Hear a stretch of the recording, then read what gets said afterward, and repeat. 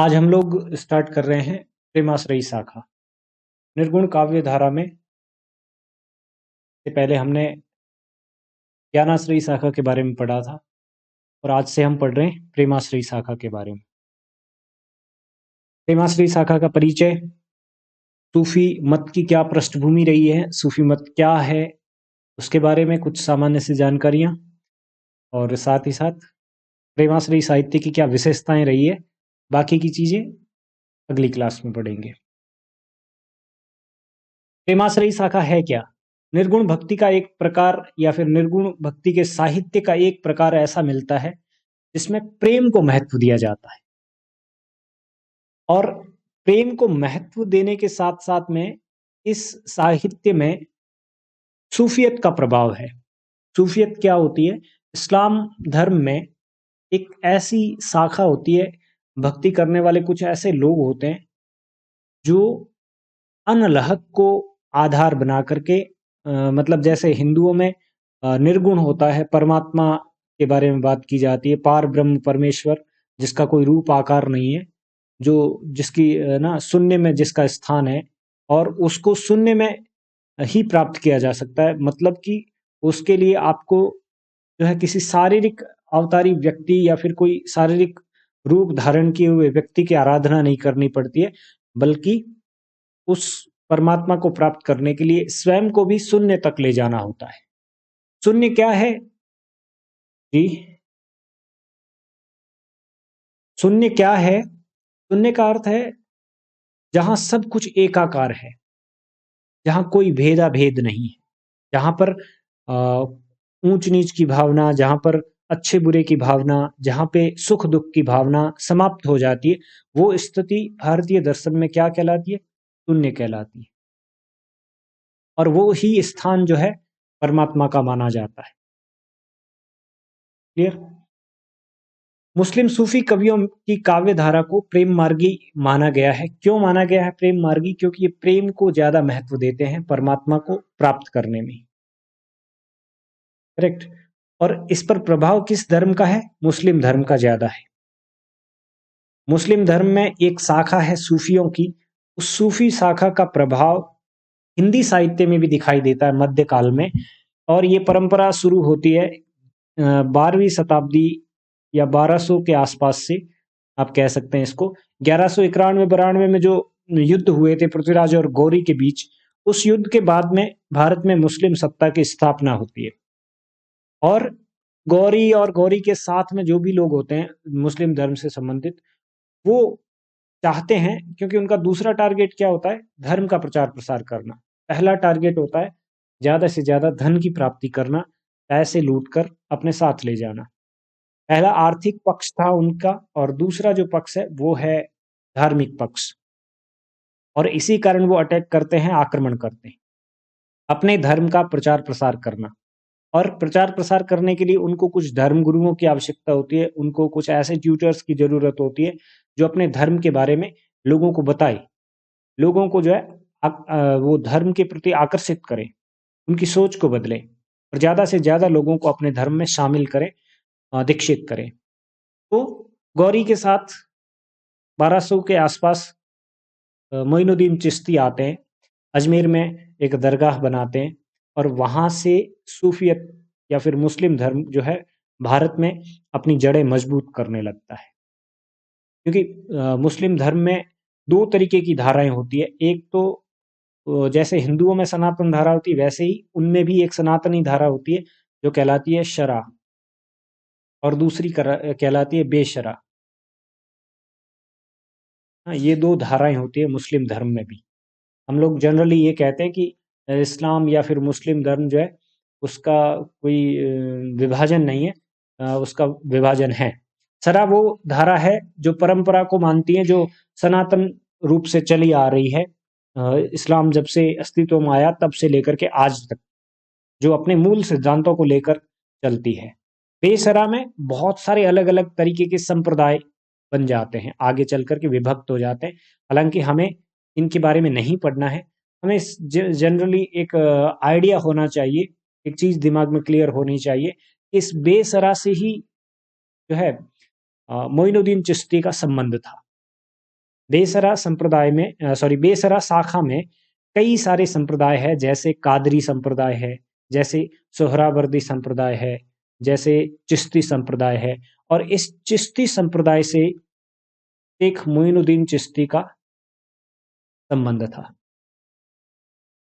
Clear? और इन सारे संप्रदायों में सूफियत का प्रभाव सब में दिखाई देता है।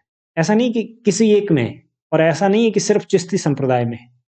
सूफियत का प्रभाव हर एक संप्रदाय में है, वो सरा में भी है, वो बेशरा में भी है, दोनों धाराओं के अंतर्गत दिखाई देता है। सूफियत है क्या? मैंने जैसे थोड़ी देर पहले आपको बताया कि जैसे हिंदुओं में एक सगुण है, एक निर्गुण है।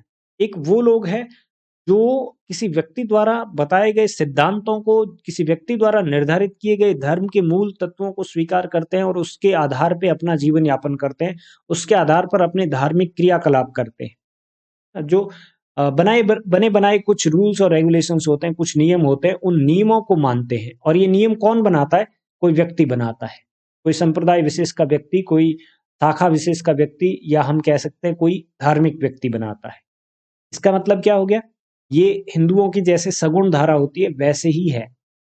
नियम व्यक्ति बनाता है, धर्म अपने नियम खुद नहीं बनाता है, बल्कि धर्म के नियम इंसानों के द्वारा बनाए जाते हैं। तो जो लोग नियमों को मानते हैं इस्लाम धर्म के, या फिर कहें आप कि मनुष्य के द्वारा निर्मित नियमों को मानते हैं, वो इस बेसरा शाखा से संबंध रखते हैं, पहली चीज। दूसरी चीज, ऐसा नहीं है कि सरा में भी कोई नियम कोई भगवान ने बनाए, या फिर कोई जो है आपके कह सकते हैं, जैसे इस्लाम में कहते हैं रब ने बनाए। वो भी इंसानों के द्वारा ही निर्मित है, लेकिन वो परंपरागत रूप से परिवर्तित होते रहते हैं, बदलते रहते हैं, और आए दिन उसमें कुछ न कुछ नया ऐड होता रहता है। वो बहुत ज्यादा मॉडिफाई होती रहती है, जो सनातनी परंपरा है। पुराने नियमों, पुरानी नियमावलियों को वो लोग आधार बना करके नई चीजें उसमें जोड़ते जाते हैं। बेशरा शाखा की खासियत क्या है? इस शाखा में आपको अपने तरीके के, है ना, संप्रदाय विशेष के तरीके के नियम दिखाई देते हैं। जैसे हिंदुओं में आपने देखा निर्गुण सगुण दो तरीके की है। सगुण में आगे चल करके कृष्ण भक्ति धारा, राम भक्ति धारा बन जाती है। कृष्ण भक्ति धारा में भी बहुत सारे अलग अलग संप्रदाय बन जाते हैं, बहुत सारे अलग अलग प्रकार के मठ स्थापित हो जाते हैं। उन मठों की और उन संप्रदायों की अपनी एक नियमावली होती है। ठीक वैसे ही बेशरा परंपरा में भी हर एक संप्रदाय की अपनी अपनी कुछ अलग विविधताएं होती है, अपनी अपनी कुछ अलग विशेषताएं होती है।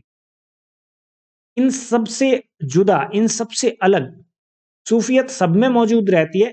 लेकिन जो इन नियमों को नहीं मानता है, जो मानता है ईश्वर को, सिर्फ जो मानता है रब को, और वो रब आदि अनादि है, वो कभी ना तो खत्म होने वाला है, ना कभी अवतार लेता है, ना कभी जो है धरती पे जन्म लेता है, उस रब को डायरेक्ट मानने वाले कौन लोग हैं? सूफी व्यक्ति है। क्लियर? बात समझ में आई होगी मेरे हिसाब से। इन लोगों ने उस रब को प्राप्त करने के लिए क्या सहारा लिया, किस चीज को आधार बनाया? प्रेम को। वो कहते हैं दुनिया में जितने भी चीजें मौजूद है उन सब से प्रेम करो, और इस प्रेम के माध्यम से ही हम ईश्वर से, मैं बार बार ईश्वर बोल रहा हूँ, आप इसको यहाँ पे रब समझें। आप इनको जो है इस्लाम परंपरा में भगवान को जो भी नाम दिया जाता है वही समझें। प्रेम के माध्यम से ईश्वर की प्राप्ति, ये इस सूफियत की सबसे बड़ी विशेषता है। और प्रेम कैसा? प्रेम की भी कोई नियमावली नहीं है।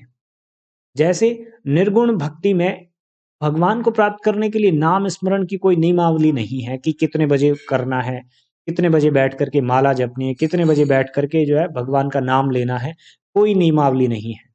और लेना ही लेना है ये भी जरूरी है क्या? बिना नाम लिए भी कोई व्यक्ति भक्ति नहीं कर सकता है क्या? जितनी स्वतंत्रता निर्गुण धारा में मिलती है, ठीक वैसे ही स्वतंत्रता सूफियत में भी दिखाई देती है। इंसानों से प्रेम करो, जीवों से प्रेम करो, जीवों के प्रति करुणा रखो, जितने भी लोग इस संसार में मौजूद है उन सब से प्रेम करो, उन सबको अपना मानो।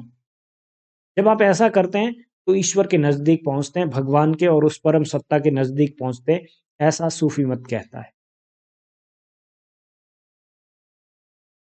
प्रेम से ही प्रभु मिलते हैं, ऐसी उनकी मान्यता थी।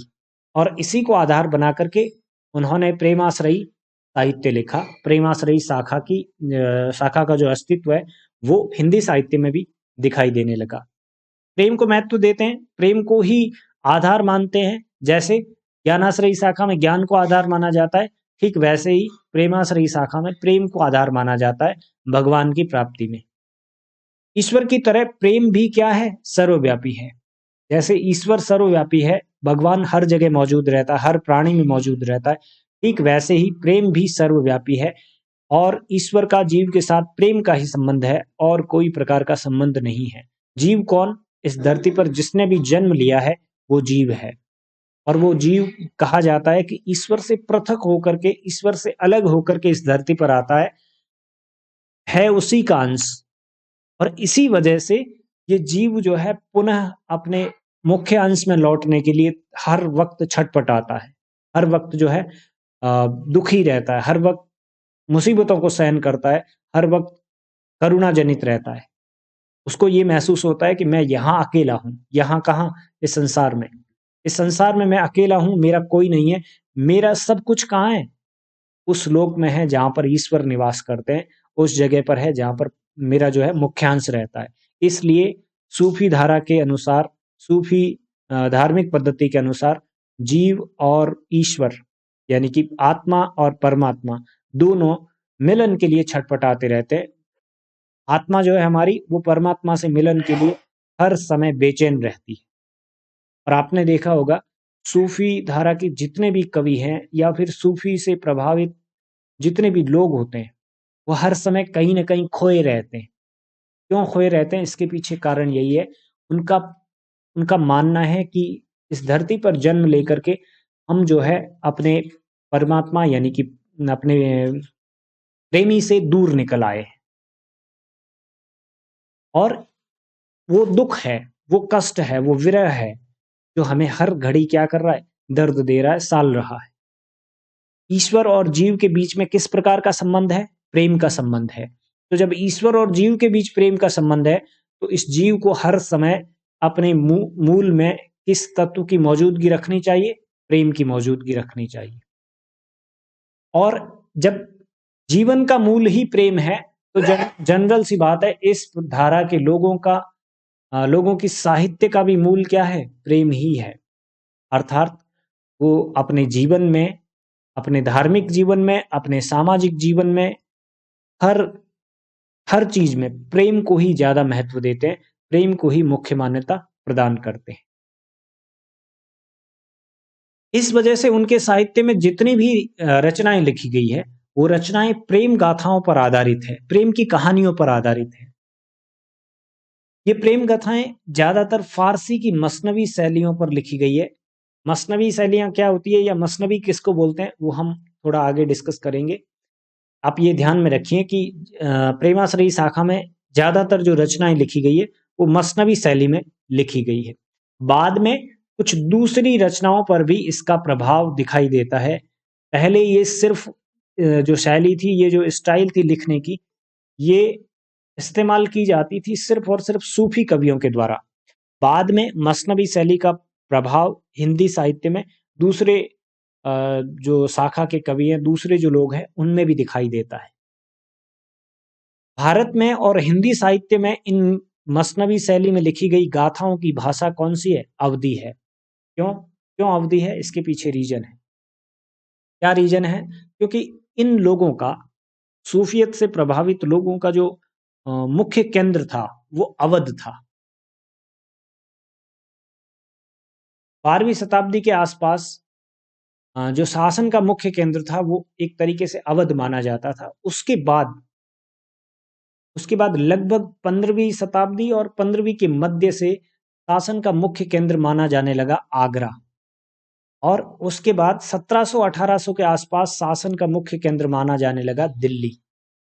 ये समझ रहे हैं? एक तरीके से ये समझिए कि इस पूरे के पूरे क्षेत्र की, भौगोलिक क्षेत्र की जो राजधानियां हैं वो समय समय पर बदलती रही है। 11वीं-12वीं शताब्दी के आसपास अवध माना जाता था।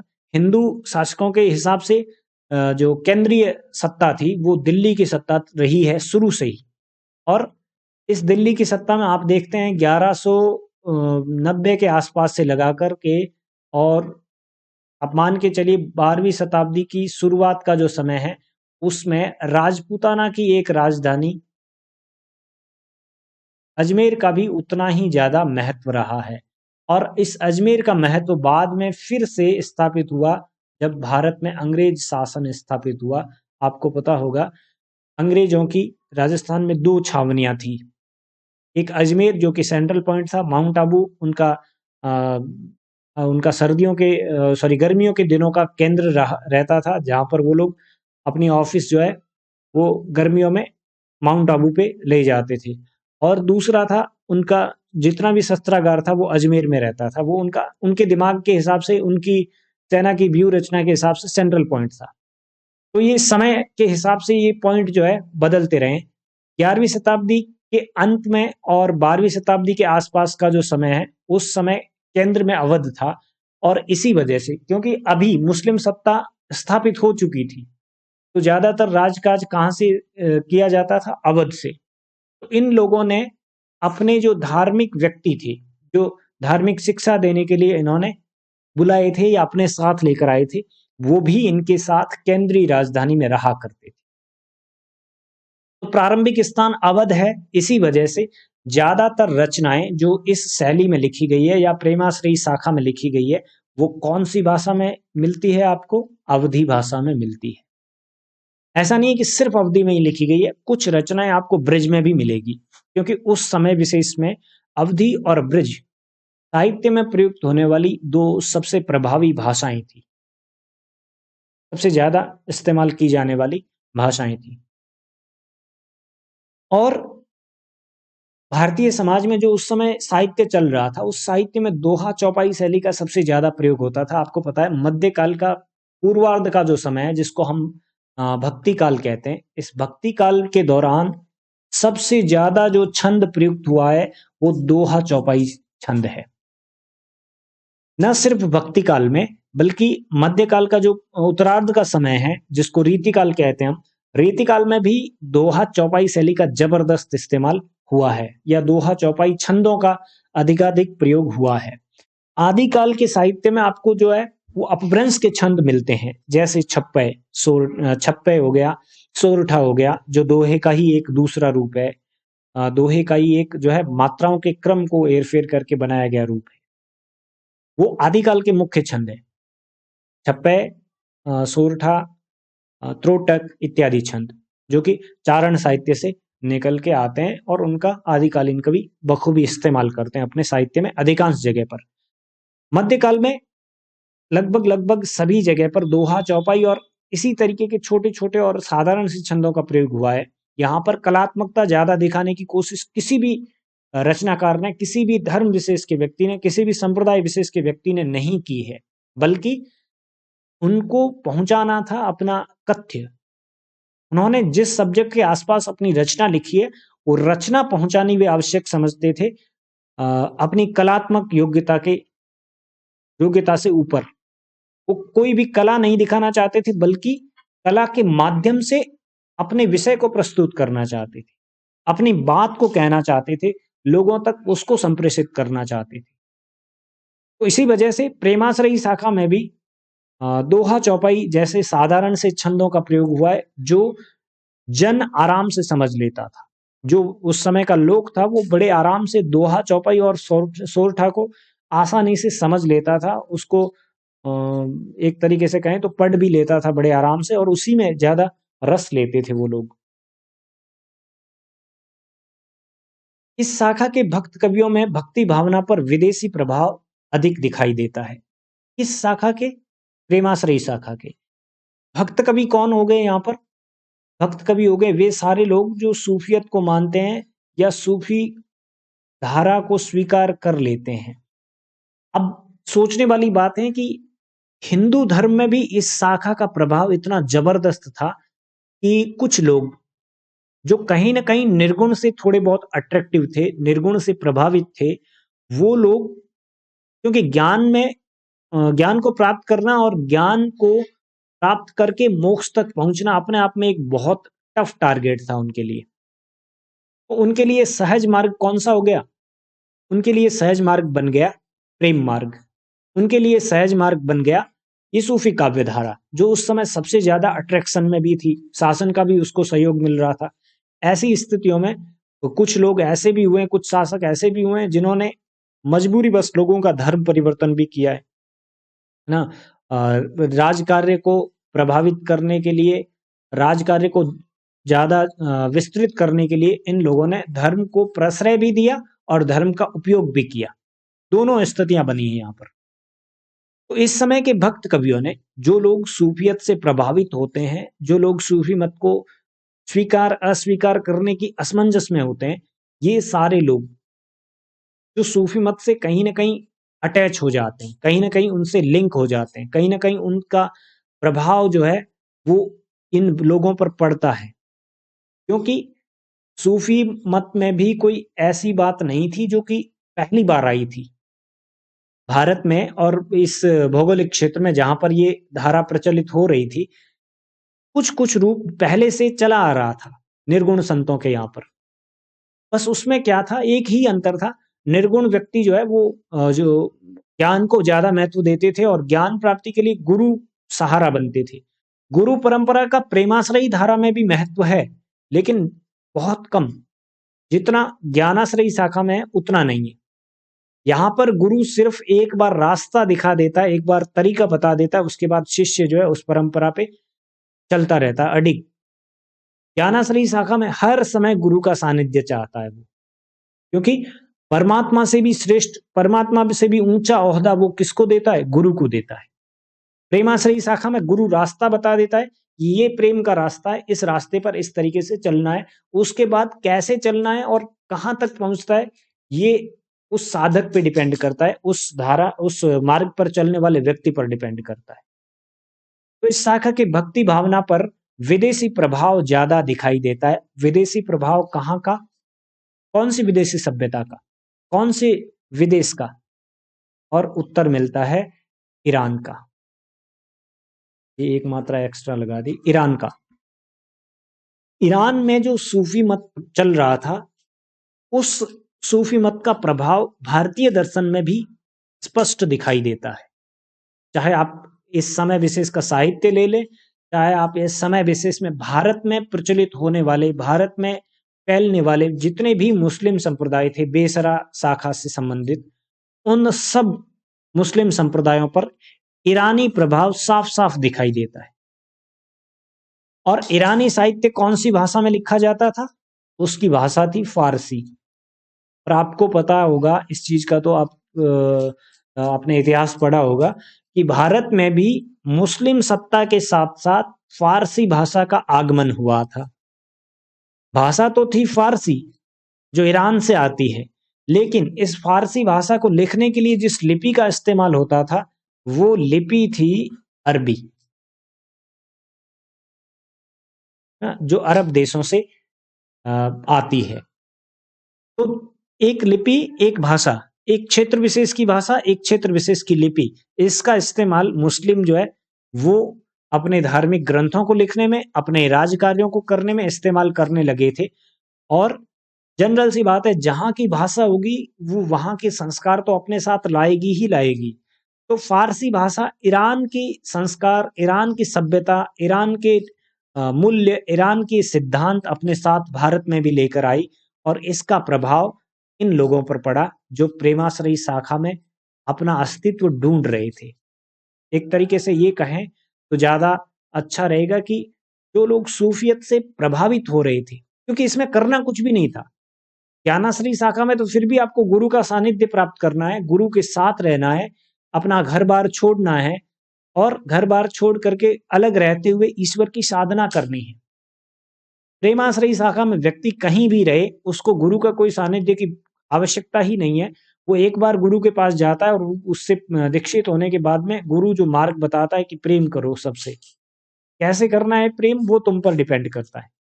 सबसे प्रेम करते रहो, किसी का भी बुरा मत सोचो। और भगवान कहाँ है? उस शून्य में है। हमारा रब कहाँ है? उस शून्य में है। बस उसको देखते रहो, उसको प्राप्त करते रहो, उसको पुकारते रहो, कभी न कभी वो तुम्हें अपने पास बुलाएगा, कभी न कभी वो जो है अपने प्रभाव में तुम्हें लेगा। बस ये काम था, ये जो है मोक्ष प्राप्त करने का तरीका था प्रेमाश्रयी शाखा में। तो बहुत सारे लोग जो है अट्रैक्ट हुए, इससे प्रभावित हुए, और इसी वजह से ये लाइन लिखी है कि इस शाखा के कवियों पर और भक्त कवियों पर, जो सूफी मत में विश्वास करते थे, जो प्रेम में विश्वास करते थे, इन पर भारतीय प्रेम तो भारत में भी था, भक्ति तो भारत में भी थी, लेकिन कैसी भक्ति, एक नई प्रकार की भक्ति आई, एक नए प्रकार का जो है तेवर आया भक्ति में। वो प्रभावित था ईरान की सभ्यता से, वो प्रभावित था फारसी भाषा से, वो प्रभावित था फारसी की प्रेम कहानियों से, और ये जो नए भक्त वर्ग बन रहे थे भारत में, इन पर भी इनका प्रभाव साफ साफ दिखाई देता था। मुझे लगता है ये लाइन जो सबसे ज्यादा एक तरीके से कॉम्प्लिकेटेड थी, वो समझ में आई होगी आपको। अगर आई है तो आगे बढ़े, अन्यथा फिर इसको एक बार मैं फिर क्लियर करने की कोशिश करता हूं। चलें आगे।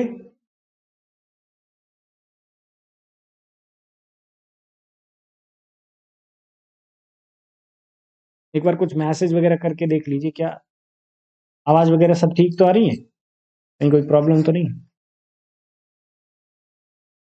समझ में आया कि नहीं आया ये लाइन? करेक्ट, चलिए ठीक है फिर। किसी को और कोई डाउट हो तो पूछ लीजिए ना। भक्ति भावना, कौन सी भक्ति भावना?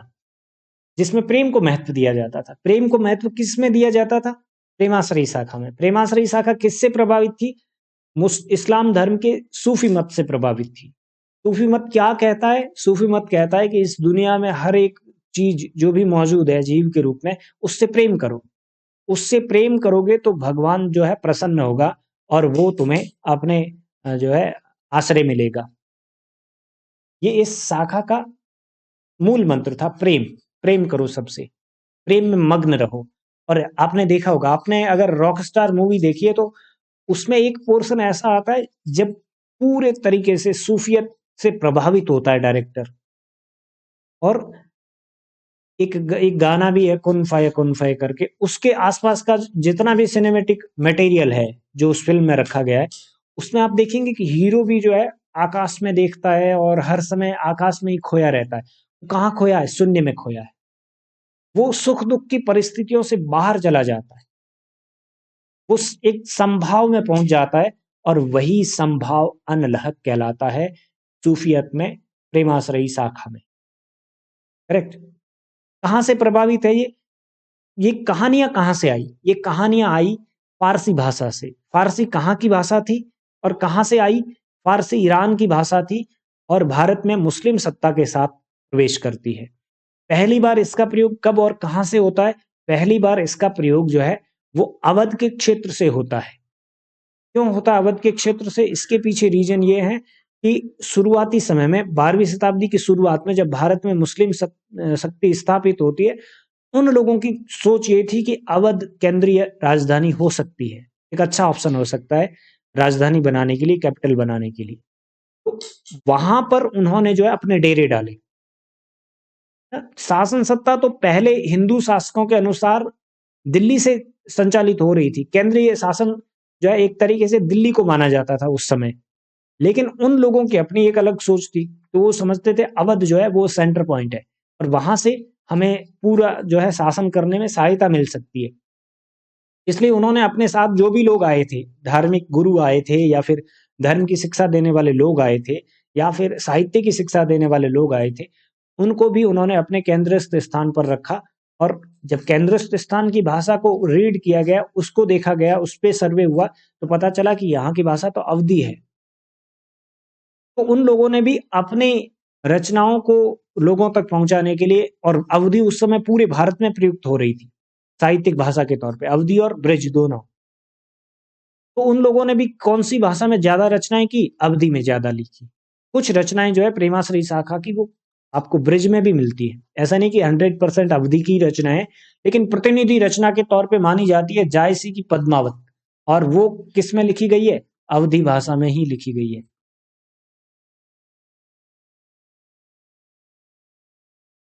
इस शाखा के मलिक मोहम्मद जायसी और रसखान आदि कवि मुसलमान थे।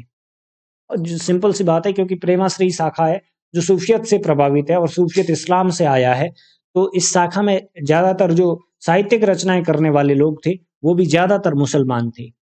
इसलिए उन्होंने अपने संस्कारों के अनुसार भक्ति का निरूपण किया। जैसे उनको धर्म से संस्कार मिले थे, जैसे उनको समाज से संस्कार मिले थे, उन संस्कारों का प्रयोग किया अपनी भक्ति को आगे बढ़ाने में, अपनी भक्ति का निरूपण करने में। वे भारतीय लोग थे, इसलिए उन्होंने अपने प्रेमाख्यानों के लिए भारतीय सब्जेक्ट चूज किए, भारतीय विषय उन्होंने चुने। इस चीज को थोड़ा सा ध्यान से समझना। एक सिद्धांत जब भी प्रस्तुत किया जाता है लोगों के सामने, लोगों के समक्ष, तो उसमें ज्यादा सरल तरीके से समझाने के लिए एक व्यक्ति जो है वो सिद्धांत को समझाने वाला या सिद्धांत को क्लियर करने वाला एक कथात्मक रूप चुनता है, एक कहानी चुनता है। कहानी कैसी होनी चाहिए? अगर वो व्यक्ति उस सिद्धांत को मैक्सिमम लोगों तक पहुंचाना चाहता है तो वो एक जन कहानी होनी चाहिए। पहले से लोक में प्रचलित कोई कहानी हो, उस कहानी को वो अडॉप्ट करता है, उस कहानी को वो पिक करता है और उसी कहानी में अपने धर्म के या अपने सिद्धांत की जो मूल बातें हैं, जो मुख्य बातें, उनको अलग अलग जगह पर सेट करता है और सेट करने के बाद उसको लोगों तक पहुंचा देता है। फिर उसके बाद क्या होता है, क्योंकि वो जन कहानी तो है पहले से, पहली चीज तो वो जन कहानी है, मतलब अधिकतर लोग उसको पहले से जानते हैं, पहचानते हैं। दूसरा कारण ये होता है कि जितनी भी जन कहानियां होती है उनका चरित्र नायक या उनका जो है केंद्रीय पात्र होता है, वो लोगों का प्रिय पात्र होता है। उसके बारे में मैक्सिमम लोग अच्छे से जानते हैं और जब वो प्रिय पात्र होता है तो इसके कारण लोगों में उस पात्र के प्रति श्रद्धा होती है, प्रेम होता है, एक अपनत्व होता है, एक लगाव होता है। वो जो कुछ भी कहेगा, वो जो कुछ भी अपनी वाणी से प्रकट करेगा, उसको मैक्सिमम लोग जो है अपने जीवन में उतारने की कोशिश करते हैं। इसको और साधारण तरीके से समझने के लिए मैं कहूं कि एक जन कहानी के तौर पे रामायण भारत में प्रचलित है और उसका केंद्रीय पात्र राम, सीता और ये जितने भी मुख्य पात्र है, उनकी बात को, उनके द्वारा कोई भी सिद्धांत अगर प्रस्तुत किया जाता है, उनके द्वारा कोई भी सीख दी जाती है, उसको हम लोग कितना जल्दी स्वीकार कर लेते कि ये बात तो भगवान राम ने कही थी, ये बात तो माता सीता ने कही थी, ये बात तो फलाने मुनि ने कही थी, और हम उस बात को ही अपने जीवन का मूल मंत्र बना लेते हैं। इसलिए प्रेमाश्रयी शाखा के कवियों ने भी और प्रेमाश्रयी शाखा को प्रचारित करने वाले लोगों ने भी अपने सिद्धांत को मैक्सिमम लेवल तक पहुंचाने के लिए, ज्यादा से ज्यादा संख्या में लोगों को प्रभावित करने के लिए जन की कोई कहानी उठाई जो पहले से लोगों में प्रचलित थी, जो लोग उस कहानी को पहले से जानते थे। अब क्या किया इन्होंने, मॉडिफिकेशन क्या किया, उस कहानी का जो केंद्रीय पात्र था या उस कहानी के जो मुख्य पात्र थे, उन पात्रों को रखा, अपनी बात को कहलवाया उन पात्रों के मुख से, और जब अपनी बात को उन पात्रों के मुख से कहलवाए तो ये एक नई चीज बन गई। और यही जब साहित्य के रूप में लोगों के पास गई तो उन्होंने भी यही चीज सोची और उनके मन में भी यही विचार आया कि जब ये पात्र या ये कैरेक्टर इस तरीके की बात कर रहा है तो इसका मतलब है इस बात में कुछ दम है, कुछ प्रभाव है, और हमें भी इस बात को फॉलो करना चाहिए, मानना चाहिए। इस तरीके से भारत में जो है सूफियत का प्रचार प्रसार किया गया, भारत में जो है इस्लाम धर्म का प्रचार प्रसार किया गया। कुछ लोगों ने इसको सहर्ष स्वीकार लिया क्योंकि उनके खुद के पात्र ये बात कर रहे हैं, कुछ लोगों ने उसको नहीं स्वीकारा। क्यों नहीं स्वीकारा? इसके कई सारे कारण हो सकते हैं, धार्मिक, सामाजिक, राजनीतिक, बहुत सारे कारण हो सकते हैं। तो ये जो कवि थे जैसे रसखान हो गए, जायसी हो गए, ये भारत के रहने वाले थे और इस्लाम से प्रभावित थे, क्योंकि खुद मुसलमान तो है ही, तो इस्लाम से तो प्रभावित होना लाजमी है। इस्लाम में भी सूफी मत से प्रभावित थे। या मैंने कहा ना कि इस समय के भक्त कवियों ने, इस शाखा के भक्त कवियों ने भक्ति भावना जो प्रकट की, उस पर विदेशी प्रभाव ज्यादा दिखाई दे रहा था। विदेशी प्रभाव कौन सा? फारसी भाषा जो अपने साथ लेकर आई है, ईरानी सभ्यता के लोग जो अपने साथ लेकर आए थे, वो प्रभाव स्पष्ट दिखाई देता था। इसलिए इन लोगों ने अपने प्रेमाख्यानों के लिए, अपनी कहानियों के लिए भारतीय विषय चुने, भारतीय विचारधारा को भी अपनाया। ऐसा नहीं कि उन्होंने 100% शुद्ध रूप से जो है मुस्लिम धर्म की ही व्याख्या की है, नहीं। अब जायसी को ले लीजिए, वो मुस्लिम धर्म के सिद्धांतों की को रखते हैं अपने पद्मावत में, लेकिन भारतीय पद्धति और भारतीय विचारधारा को छोड़कर नहीं रखते हैं, बल्कि उनको मिश्रित करते हुए रखते हैं, उनका समन्वय करते हुए रखते हैं। लेकिन उस पर विदेशी रंग भी चढ़ा दिया। भारतीय विचारधारा को रखा है, लेकिन उसको जो है मुस्लिम धर्म का आवरण उड़ा दिया, इस्लाम धर्म की उस पर एक रंग चढ़ा दिया और उसको नए तरीके से प्रस्तुत किया। ये उनका कलात्मक तेवर था, ये उनका कलात्मक तरीका था। कला तो वे जानते ही थे, कविता करना तो वे जानते ही थे, लेकिन इस कविता को उन्होंने धर्म का रंग दे दिया, इस कविता को उन्होंने सूफियत का रंग दे दिया। ये इन लोगों की खासियत।